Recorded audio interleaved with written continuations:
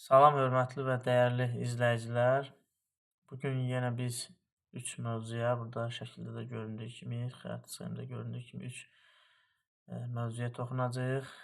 Daha doğrusu 3 burada izah olunması hissələr var. Bunları izah etməyə çalışacağıq və qısa vaxt ərzində çalışacağıq bunları öyrənək və qısa müddət ərzində, qısa dəqiqə ərzində bunları anlamağa çalışacağım.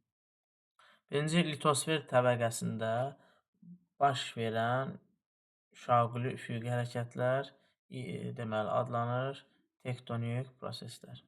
Ümumiyyətlə litosfer təbəqəsi nədir? Litosfer təbəqəsi yer qabığı ilə üst mantıya birləşərək litosfer təbəqələrini əmələ gətirir. Litosfer təbəqələri yer kürəsində böyük və kiçik olmaqla ərazi əhatə etməsi üçün müxtəlif hissələrə bölünür. Böyük litosfer tavalarına, məsələn, Sakit Okean litosfer tavası, Şərqi Hind Avstraliya litosfer tavası, Şimali Amerika, Cənubi Amerika böyük tavalar adını çəkə bilərik.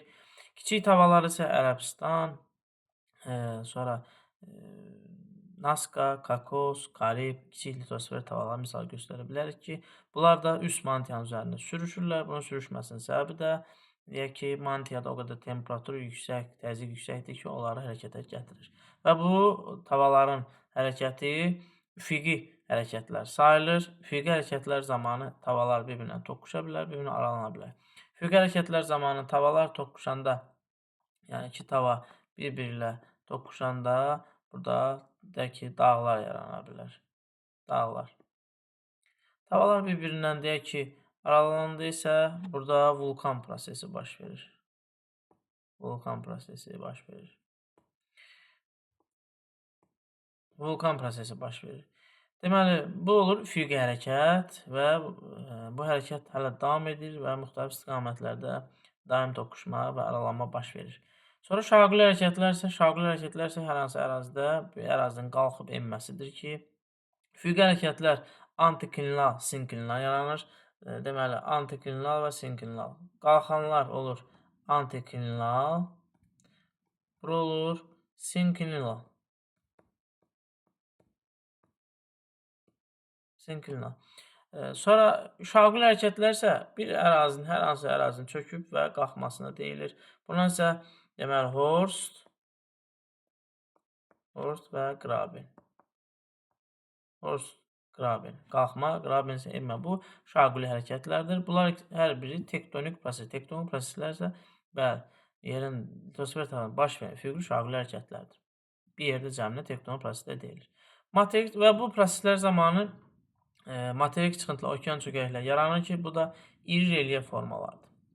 Materik çıxıntıları, okean çökəkləri, məsələn, Peru Novu, materik çıxıntılarının, materiklərin özləri, bunlar böyük iri relyef formalarıdır və bu litosfer tavalarının əsasən üfüqi hərəkətlər zamanı, toqquşan zaman və yaxud da aralanan zaman bu materik çıxıntılar və okean çökəkləri yaranır.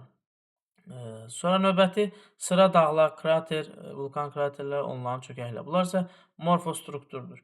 Morfostruktur nədir uşaqlar? Morfostruktur yerin daxilində baş verən proseslərin yaratdığı relyef formaları. Morfostruktur yerin daxilində baş verən proseslərdir. Yerin daxili. Yəni yerin daxilində həmin litosfer tavalары toqquşur və yaxud da bir-birinə aralanırsa, bunlar olur deməli morfostruktur. Və bunlar zamanı sıra dağlar, vulkan kraterləri, okean onların çökəklikləri yaranır ki, bu da morfostruktur adlanır. Bir daha deyirəm, morfostruktur yerin daxilində baş verən proseslər nəticəsində yaranan relyef formalarıdır ki, sıra dağlar, vulkan kraterləri onların çökəklikləridir. Bir də var morfoskulptur. Morfoskulptur.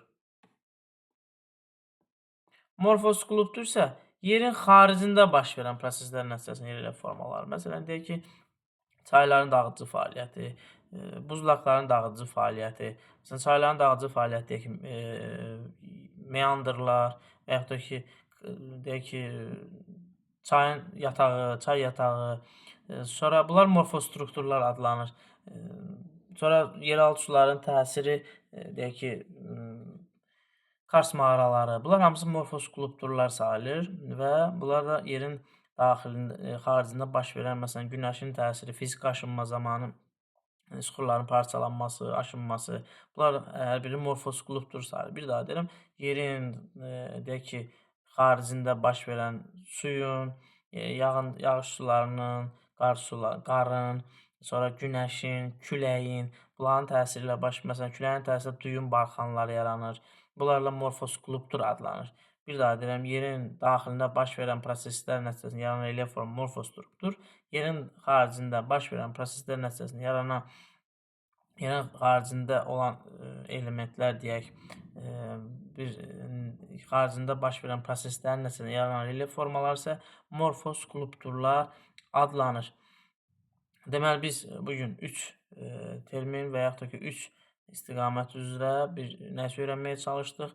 Ümid edirəm ki, biz bu qısa vaxt ərzində xeyli informasiya əldə etmiş olduq.